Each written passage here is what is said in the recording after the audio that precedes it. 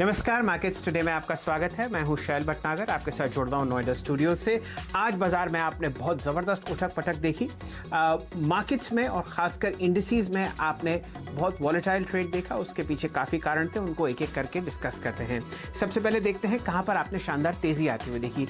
सिर्फ और सिर्फ निफ्टी का आईटी इंडेक्स देखिए, आज 5% की तेज़ी के साथ बहुत ही शानदार तरीके से आपको ये फरवरी 2020 के हाईज के आसपास बंद करता हुआ दिख रहा है, 16,460 के आसपास। यहां पर दो शानदार मूवमेंट्स आपने आते हुए देखे। कल बाजार बंद होने के बाद विप्रो ने बहुत शानदार नतीजे डिक्लेयर किए और उसके बाद आपने बहुत बेहतरीन तेजी आते हुए देखी। ग्रीन में आपको निफ्टी मेटल्स और निफ्टी फार्मा इंडेक्स भी आते हुए दिखेंगे। हालांकि और जो बाकी इंडिसेस थे वहां पर आपने हल्का सा निशान लाल की तरफ आता हुआ देखा। विप्रो पर आपने देखा लगभग 17% ऊपर ये स्टॉक आपको बंद होता हुआ दिखा। और यहाँ पर जो आपने तेज़ी देखी वो और आईटी काउंटर्स में भी आपको आती हुई दिखी, चाहे वो एम्फेसिस हो, चाहे वो NIIT टेक्नोलॉजीज हो और ख़ासकर इन्फोसिस ने अपने नतीजों से पहले बहुत ही शानदार तेज़ी दिखाई। स्टॉक लगभग 5% ऊपर आपको बंद होता हुआ दिखेगा, फ्रेश 52 हफ्ते की हाई के आसपास। चलिए हेडलाइंस लेते हैं और फिर एक और बहुत ज़बरदस्त और अहम इवेंट के बारे में डिस्कस करेंगे, 43वीं AGM रिलायंस इंडस्ट्रीज की। लेकिन सबसे पहले हेडलाइंस प्रस्तुत हैं आपके लिए। Today, we have signed a binding partnership and an investment agreement with Google, under which Google will invest 33,737 crores.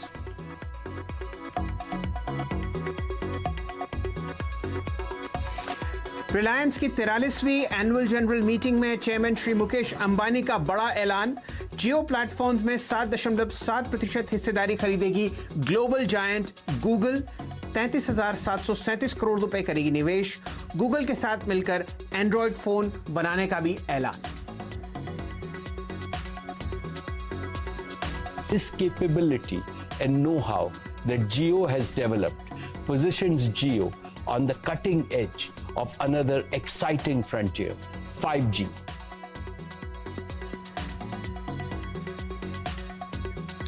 जियो ने तैयार किया पूरी तरह स्वदेशी world class 5G solution telecom market के लिए। रिलायंस की एनुअल जनरल मीटिंग में चेयरमैन श्री मुकेश अंबानी ने कहा, स्पेक्ट्रम मिलते ही लॉन्च करेंगे सर्विस, विदेशों के लिए भी किया जाएगा एक्सपोर्ट और यह है आत्मनिर्भर भारत की पहली पसंद।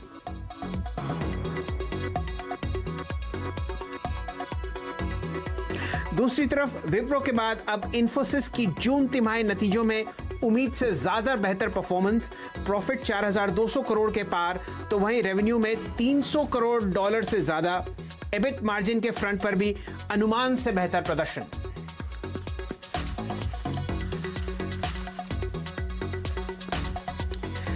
और दिन भर की तेजी के बाद बाजार ने आखिरी घंटे में गंवाई सारी बढ़त। निफ्टी दिन की ऊंचाई से लगभग 200 अंक फिसलकर फ्लैट बंद। निफ्टी बैंक में बढ़त थामने से रहा नाकामयाब। तेल गैस रियल्टी शेयर्स ने बनाया दबाव।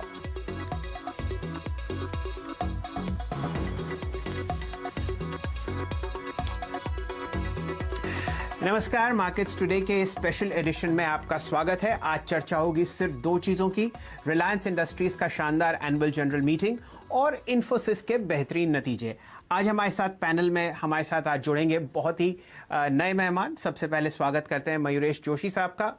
बहुत ही शानदार तरीके से बाजार को फंडामेंटली एनालाइज करते हैं और विलियम ओनील के साथ बहुत अच्छी पदवी पर फिलहाल आप बैठे हुए हैं। हमारे पुराने मित्र नीरज जी आज जुड़ेंगे रिलायंस के बारे में। नीरज जी से शायद ही कोई बेहतर इंसान होगा जो इस कंपनी को पिछले 2 दशक से ट्रैक कर रहे हैं। यतिन मोता साहब जुड़ेंगे डीलर चेक के लिए, उनको भी इन्फोसिस के बारे में राय लेंगे। और हमारे आज के टेक्निकल एनालिस्ट होंगे हिमांशु गुप्ता साहब, ग्लोब कैपिटल में आप वाइस प्रेसिडेंट हैं। नीरज जी, सबसे पहले आपसे चर्चा शुरू करते हैं। मयूरेश जी, आपसे बात करेंगे इन्फोसिस और रिलायंस की AGM के बारे में, लेकिन जो पहले 4 या 5 चीजें हैं, नीरज जी आप बताइए क्या हुआ AGM में। शो छोटा है तो जितना संक्षिप्त में आप रखेंगे उतनी बढ़िया बात रहेगी। बिल्कुल संक्षेप में रखेंगे। जो मेरा टेक है इस पूरी AGM से जो हमने निकाला उसमें जो सबसे बड़ी बात थी कि एक तो बैलेंस शीट बहुत मजबूत हो गई, नेट डेट फ्री हो गए आप, और गूगल का जो इन्वेस्टमेंट आज ऐलान किया गया ये बहुत बड़ी बात है, क्योंकि गूगल के साथ टाई अप होना अपने आप में बड़ी बात है और बहुत बड़ा इन्वेस्टमेंट आया है। तो डेट फ्री के साथ बैलेंस शीट आपकी बहुत मजबूत हो गई, यानी आगे आपको जो कैपिटल इंटेंसिव काम करने 5G के लिए उसमें मदद मिलेगी। दूसरा बड़ा ऐलान जो 5G का था कि मेड इन इंडिया 5G है, और हम इतने आगे पहुंच चुके हैं कि कल हमें स्पेक्ट्रम मिले तो हम ट्रायल शुरू करेंगे और इसको दुनिया के दूसरे ऑपरेटर्स को भी देने में सक्षम है। दूसरी बड़ी बात ये हुई। तीसरी बात उन्होंने कहा कि अब बारी है रिटेल बिजनेस की, और रिटेल बिजनेस में अब बड़े इन्वेस्टमेंट्स आप आते हुए देखेंगे, क्योंकि वो बिजनेस अब मैच्योर हो गया है, जियो का काम हो गया, तो अब रिटेल पे फोकस, और वहां पे आप आते हुए देखेंगे बड़े बड़े इन्वेस्टमेंट। उसके बाद ऑयल टू केमिकल की बात आई, तो उसमें उन्होंने ये बताया कि 2021 की शुरुआत से पहले आप देखेंगे ये कंपनी स्पिन ऑफ होगी, मतलब अलग हो जाएगी, ये इसको एक अलग बिजनेस के तौर पे रखेंगे, और उसके बाद इसमें आप देखेंगे मैसिव इन्वेस्टमेंट्स आते हुए दिखेंगे।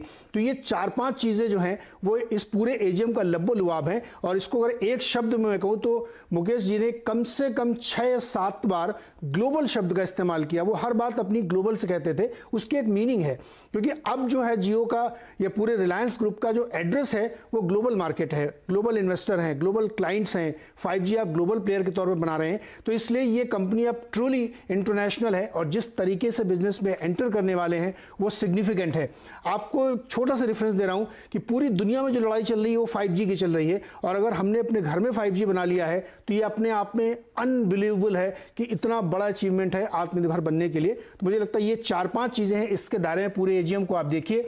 फिर एक छोटी सी बात रिलायंस एजीएम में चल रही, तो उसके बाद क्वेश्चन में पूछा किसी ने कि रिटेल इन्वेस्टर्स को जियो में क्या मिलेगा अब, तो उन्होंने इसके जवाब में दिया कि इसकी लिस्टिंग कराई जाएगी, आईपीओ रूट से होगा, और मुझे पूरी उम्मीद है कि बोर्ड आपको निराश नहीं करेगा। तो जो रिटेल इन्वेस्टर जो इंतजार में थे उनके लिए भी एक बात ये कह दी गई है कि अब जल्द ही इसकी लिस्टिंग की भी प्लानिंग है। जी, तो नीरज जी, आपकी राय से और आपकी बातों से मैं बिल्कुल सहमत हूँ। बहुत अरसे मैंने लगभग 1 दशक से ज़्यादा टेलीकॉम कवर किया, और 5G की अहमियत जितनी भी हमारे दर्शकों को बताई जाए उतनी कम है।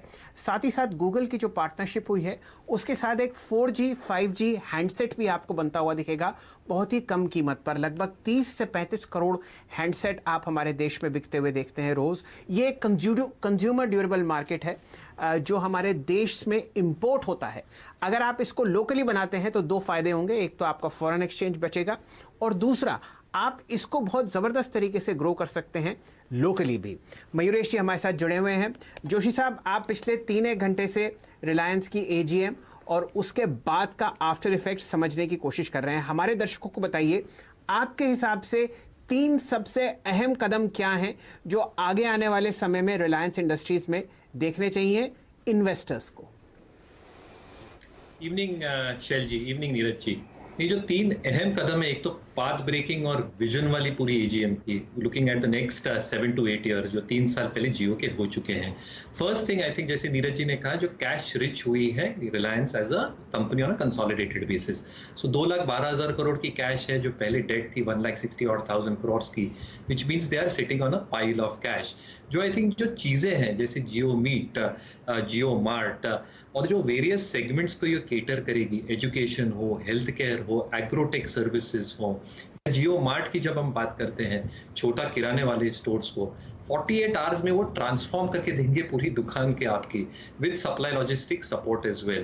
तो I think that is a huge positive that I see, that is point 1।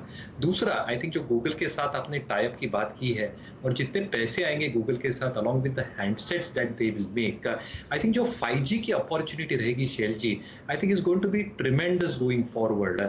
जैसे नीरज जी बता रहे हैं, जो अटकलें लग रही हैं ग्लोबली हुए के अगेंस्ट, और अगर हम एक वर्ल्ड क्लास प्रोडक्ट और प्लेटफॉर्म देते हैं, not just locally but globally as well, वहाँ ट्रिमेंडस स्कोप ऑफ इम्प्रूवमेंट है। आज के तारीख में जो 5G का बाजार है, that is valued at $40 billion. Expectation है अगले 6 से 7 वर्षों में ये वैल्यू 10 गुना हो सकती है। सो यू कैन इमेजिन, अगर जियो इसमें क्रैक करता है ऑन अ ग्लोबल स्केल, और जैसे ग्लोबल शब्द का इस्तेमाल किया है, तो क्या अपॉर्चुनिटीज रहती है from a 5G perspective. Third, जो ऑयल टू केमिकल का कारोबार था, थोड़ी निराशा इसलिए हुई क्योंकि डिफरमेंट हो रहा है in terms of Saudi Aramco's deal. But अब लार्जर पिक्चर देखिए, ये स्पिन ऑफ करने की सोच रहे हैं, यानी value unlock will be tremendous for the retail business, और स्टैंड अलोन बिजनेस के लिए भी they are moving from refining to becoming hydrocarbon free, which is petrochemicals और value added products और margins जो petrochemicals से निकलती हैं, I think is tremendous. आज के तारीख में Reliance is almost 25% in terms of oil to petchem conversion. अगर ये सक्सेसफुली ग्लोबल स्केल पे जैसे प्लेयर्स 50 to 60% पे हैं कर पाते हैं, तो जो मार्जिन एक्सपेंशन और प्रॉफिटेबिलिटी पेटकेम रिपोर्ट करता है $16 प्रति barrel compare to refining at 5.5, that can create significant value creation stand alone business के लिए भी. तो path breaking AGM and I think these 3 की अनाउंसमेंट्स रिलायंस को अलग ट्रेजेक्टरी में रखेंगे अगले दशक के लिए. जी नीरज जी और मयूरेश जी, मैं आपको एक चीज़ और बताना चाहता हूँ. वैसे तो प्रॉफिट बुकिंग आपने पूरे बाजार में देखी, चाहे वो निफ्टी हो, फ्लैट आपको बंद होता हुआ देखा 10,619 के आसपास. रिलायंस के शेयर में खुद 3.25% की गिरावट आई. लेकिन 2 अहम काउंटर्स हैं जिस पे 5G का जो इम्पैक्ट है इस टेक्नोलॉजी का आपको देखते ही बनता है. भारतीय एयरटेल का स्टॉक दिखाइए डायरेक्टर साहब, इंट्राडे चार्ट भी दिखाइए और लंबी अवधि का भी चार्ट दिखाइए, और साथ ही साथ वोडाफोन आइडिया के भी दिखाइए. यहाँ पर जो आपने सेलिंग प्रेशर आता हुआ देखा है वो इसलिए है क्योंकि आगे आने वाले 4 या 5 साल में जब आपका पूरा नेटवर्क 2G, 3G, 4G से वापस 5G की तरफ तब्दील होगा, वहाँ पर इन 2 कंपनीज़ को ये सारी टेक्नोलॉजी बाहर से खरीदनी पड़ेगी. और रिलायंस जियो के पास ये सेल्फ डेवलप टेक्नोलॉजी होगी, तो उसकी कॉस्ट आपको बहुत कम होती हुई दिखेगी जियो के लिए. और साथ ही साथ यही टेक्नोलॉजी जियो और भी टेलीकॉम सर्विस प्रोवाइडर्स को बेच सकता है, क्योंकि ग्लोबली आप ये देख रहे हैं कि चाइनीज़ इक्विपमेंट मेकर्स के खिलाफ एक मुहिम छिड़ी हुई है कि उनका इक्विपमेंट हटाया जाए, चाहे यूके हो चाहे यूएस हो. तो मयूरेश जी, आपकी राय भारती एयरटेल और वोडाफोन आइडिया पर पोजिशनली ये 5G टेक्नोलॉजी देखते हुए? बिल्कुल, and you are absolutely right Shail ji. I think एक बहुत डिसरप्टिव होने वाला है और उन्होंने बहुत साफ तरीके से कहा था कि वी आर रेडी. तो 5G स्पेक्ट्रम आप हमें अवेलेबल कर दीजिए, we are absolutely ready to roll it out. तो कहीं ना कहीं आई थिंक कॉम्पिटिटिव एज जो जियो के पास है आई थिंक इज ट्रिमेंडस. दूसरा आई थिंक जो इन हाउस टेक्नोलॉजी इन्होंने डेवलप किया है, यू आर एब्सोल्युटली राइट, जो कॉस्ट इन्होंने ऑलरेडी इनकर किए हैं, जितनी भी केपेक्स बैलेंस शीट पे कैपिटलाइज हो गई है, दूसरे प्लेयर्स को इनका करना पड़ेगा. आइडिया फॉर एग्जांपल, इनकी जो सब्सक्राइबर बेस है आज के तारीख में भी I think 2G subscriber base is pretty huge. तो उनके लिए तो transition cost is going to be tremendous in terms of new technology when 5G is concerned. Bharti के लिए the capex that will be required, they can still afford that, but they'll have to do that element in terms of hardware outlay, in terms of bidding for 5G spectrum, which puts further pressure on the balance sheet. इसलिए announcements होने के बाद जो capability जियो के पास already existent है और जो दूसरे players को बनानी पड़ेगी, I think जमीन आसमान का फर्क है. So I think you have to separate the men for the boys, जो I think जियो आज कर रहा है compared to its competitors. जी चलिए, अब जोड़ते हैं हिमांशु गुप्ता साहब को. हिमांशु जी, आज आपने ज़बरदस्त सेलिंग आते हुए देखी रिलायंस इंडस्ट्रीज़ के स्टॉक प्राइस पर, साथ ही साथ भारती और वोडाफोन आइडिया और पूरे बाजार पर भी. ये बताइए आपके लिए इस एजीएम के बाद कौन से ऐसे बाय जोन्स होंगे आरआईएल के स्टॉक के लिए, क्योंकि आगे आने वाला जो ग्रोथ पाथ है वो बहुत शानदार तरीके से अंबानी साहब ने आज समझाया है इस 43वीं एजीएम में. आपके सामने जो क्लोजिंग हुई है वो लगभग 3.25% नीचे हुई है. कहां पर आप एक बाय कॉल देंगे आरआईएल के स्टॉक पर? गुड इवनिंग शैल जी. देखिए, बिल्कुल एक बहुत बड़ी लंबी तेजी के बाद यहाँ पर रिलायंस इंडस्ट्रीज में आज एक पहला प्रॉफिट बुकिंग देखने को मिला. और शैल जी, अगर क्लियरली हम मार्च के लो से देखें तो लगभग डबल से भी ज़्यादा यहाँ पर आज की क्लोजिंग के बाद भी अगर हम देखें तो दोगुने के बाद भी यहाँ पर रिटर्न्स रिलायंस ने लोअर लेवल से दिए हैं. मुझे लगता है कि जो लॉन्ग टर्म चार्ट सेटअप है वो एक्सट्रीमली पॉजिटिव है. और मैं पिछले 2 दिन से भी जो टारगेट्स के जिक्र करता हूँ, जो शॉर्ट टर्म में जो 2050 2070 तक के टारगेट्स हैं, मेरी अभी भी उन टारगेट्स पे नज़र बनी रहेगी. हालांकि उनको आने में अभी थोड़े दिन लग सकते हैं या कुछ हफ्ता लग सकता है, बट मुझे लगता है कि नियर टर्म में मुझे लगता है कि 2050 से 2100 तक के टारगेट्स इंटैक्ट हैं. जहां तक फ्रेश एंट्री का सवाल है शैल जी, मुझे लगता है कि 1720 1750 एक बेहद स्ट्रॉन्ग सपोर्ट जोन है. स्टॉक हो सकता है अपने 20 दिन की मूविंग एवरेज को टेस्ट करने के लिए लगभग 1750 के आसपास जो इस वक्त प्लेस है, वहां पर थोड़ा 1 से 2 ट्रेडिंग सेशन में डिप ले. मुझे लगता है कि वो एक एंट्री लेवल हो सकता है और आगे चल के 1700-1720 के आसपास एक बेस बना के वापस से एक बार तेजी की तरफ तेजी दिखाता हुआ नजर आ सकता है. चलिए, ये राय आपको मिल रही है रिलायंस इंडस्ट्रीज पर. संक्षिप्त में गुप्ता साहब, जरा भारती एयरटेल पर भी राय दीजिए। Vodafone idea single digit share है तो उसके बारे में हम लोग बहुत कम चर्चा करते हैं। 563 पर आपके सामने भारती एयरटेल बंद होता हुआ दिखा है, जबरदस्त वॉल्यूम पर, और लगातार यहां पर गिरावट आपने आते हुए देखी बचे हुए आधे घंटे में जब बाजार बंद हुआ। शैल जी, बिल्कुल बहुत अच्छा चार्ट पैटर्न होने के बावजूद भी पिछले 2 दिनों से हमने देखा कि ये 600 के पार नहीं निकल पाया, और मुझे लगता है कहीं ना कहीं बाजार इस चीज को प्राइसिंग करके चल रहा था कि कुछ रिलायंस की एजीएम में कुछ बड़ा पॉजिटिव निकल कर आ सकता है, जिसका प्रेशर यहाँ पर एक पॉजिटिव सेटअप भारतीय एयरटेल में भी देखने को मिला। इंटरमीडिएट टर्म सेटअप की बात अगर मैं करूं तो भारतीय एयरटेल का भी चार्ट अभी यहाँ पर पॉजिटिव ही है, लेकिन मुझे लगता है कि नियर टर्म में थोड़ा दबाव यहाँ पर बनते हुए देखने को मिलेगा। हो सकता है नियर टर्म में स्टॉक 550-540 तक के सपोर्ट टेस्ट करे, तो फिलहाल यहाँ पर मुझे लगता है कि थोड़ा सा यहाँ पर खरीदारी से बचें, और मुझे लगता है कि थोड़ा सा वक्त दीजिए इसको कंसोलिडेट होने के लिए, तो नियर टर्म में थोड़ा प्रेशर देखने को मिल सकता है। चलिए नीरज जी, रिलायंस इंडस्ट्रीज के एजीएम पर आखिरी टिप्पणी हमेशा की तरह आप ही की भी होगी, लेकिन उससे पहले यतिन जी को जोड़ते हैं। ब्रोकर्स और ब्रोकरेजेस में उनके बहुत ही डीप कॉन्टैक्ट्स हैं। यतिन जी, किस तरीके का मूड माहौल आपने आज ब्रोकरेजेस में देखा रिलायंस की एजीएम के दौरान?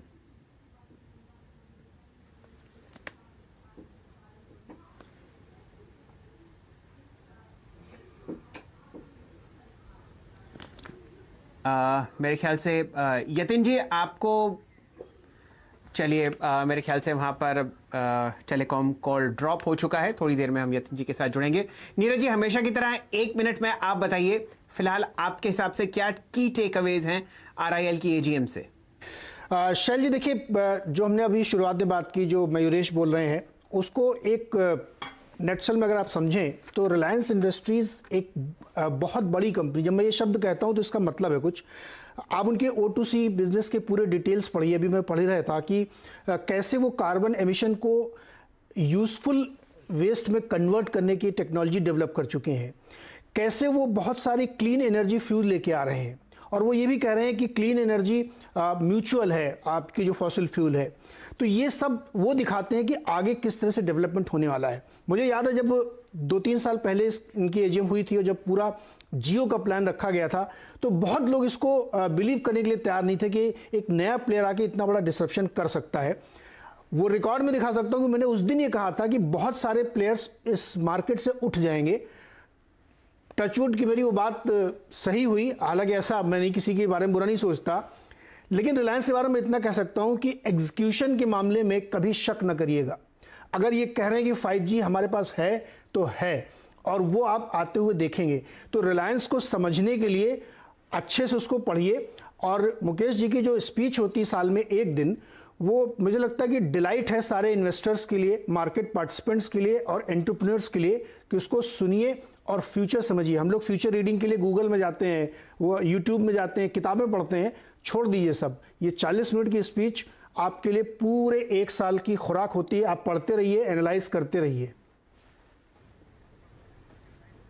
जी, तो फिलहाल समय एक छोटे से ब्रेक का। ब्रेक के बाद जुड़ेंगे यतिन जी के साथ, जो कि ब्रोकरेजेस के साथ बहुत गहरे संबंध रखते हैं, और उनसे पूछेंगे कि आरआईएल के एजीएम का किस तरीके से मूड माहौल था।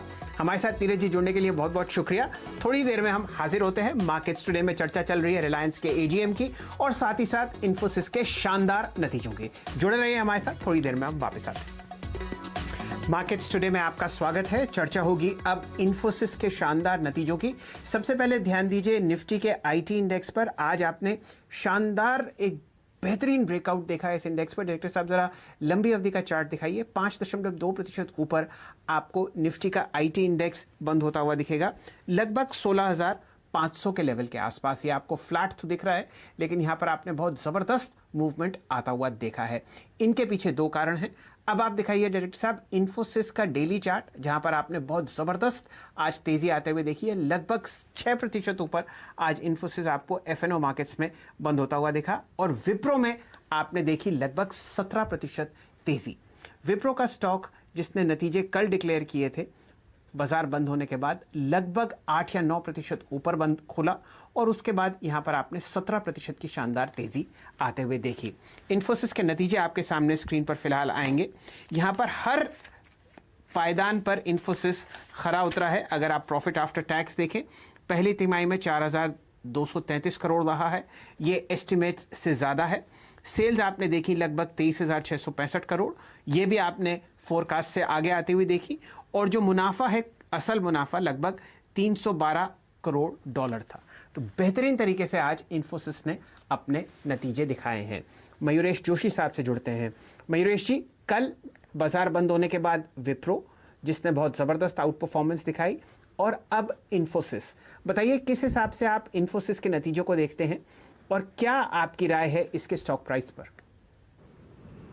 बिल्कुल, आई थिंक बहुत आउटस्टैंडिंग सेट ऑफ नंबर्स है, क्योंकि शैल जी जो मार्केट की उम्मीद थी इन terms of constant currency quarter on quarter एक डीग्रोथ देखी जाएगी 4.5-5% की, वो डीग्रोथ सिर्फ 2% हुई है quarter on quarter in constant currency terms.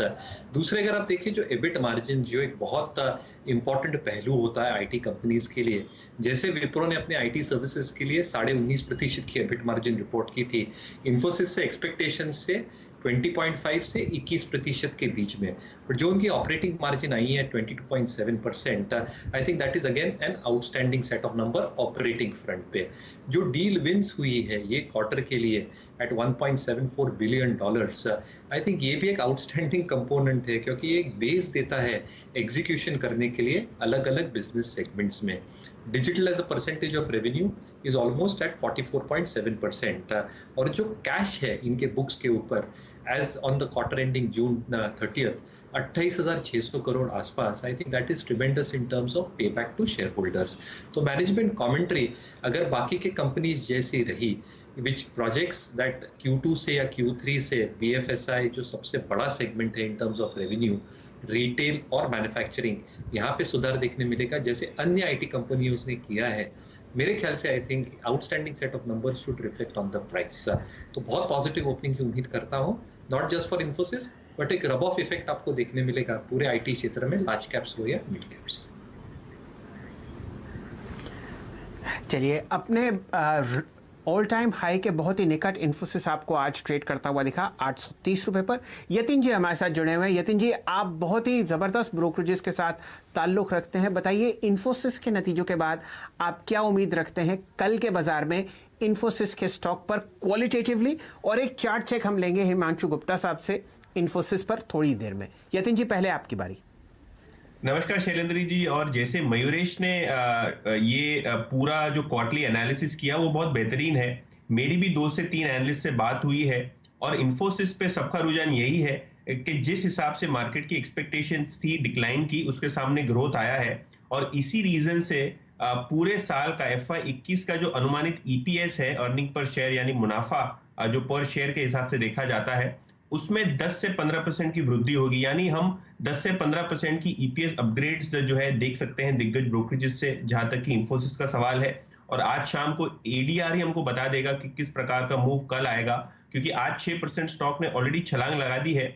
मुझे लगता है कि कल, जैसे कि मयूरेश ने कहा, पूरे IT सेक्टर पे ये असर डाल सकता है, क्योंकि इन्फोसिस जिस हिसाब से मैनेजमेंट कमेंट्री थी और जिस हिसाब से नतीजे आए हैं, उस हिसाब से एक डबल थम्स अप जो है स्ट्रीट देगा इसको कल के ट्रेडिंग सेशन में।